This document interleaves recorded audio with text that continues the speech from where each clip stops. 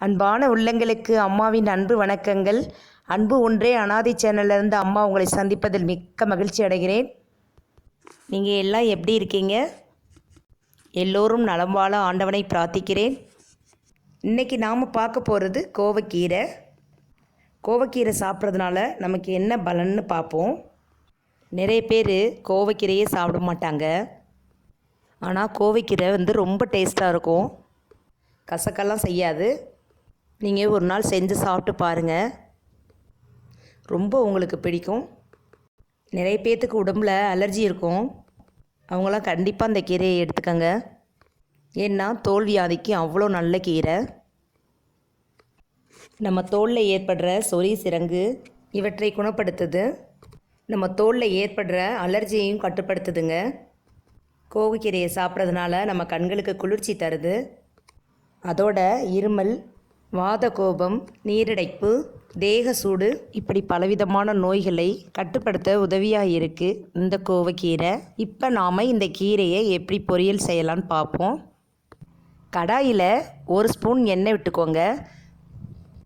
கடுகு 1/4 டீஸ்பூன், சீரகம் 1/4 டீஸ்பூன், மிளகாய் 4 கிள்ளி போட்டுக்கங்க. சின்ன வெங்காயம் தேவையான அளவு சேர்த்துக்கோங்க. இப்போ வெங்காயம் நல்லா வதங்கிருச்சு. இப்போ நறுக்கிய கீரையை அதோடு சேர்த்துக்கலாம். பாருங்கள் எவ்வளோ தளன்னு இருக்குன்னு. இப்போ கீரைக்கு தேவையான கொஞ்சமாக உப்பு சேர்த்துக்கலாம். 1 சிட்டிகை மஞ்சத்தூள் சேர்த்துக்கலாம். அதோட 1/4 டம்ளர் தண்ணி விட்டு நல்லா மிக்ஸ் பண்ணி ஒரு தட்டு போட்டு மூடி வச்சுக்கலாம். பாருங்கள் சீக்கிரமே வெந்துடும் இந்த கீரை. இப்போ கீரையை இறக்குற ஸ்டேஜ் வந்துருச்சு. பாருங்கள் நல்லா வெந்துருச்சு. உங்களுக்கு தேவைன்னா தேங்காய் துருவல் போட்டுக்கோங்க.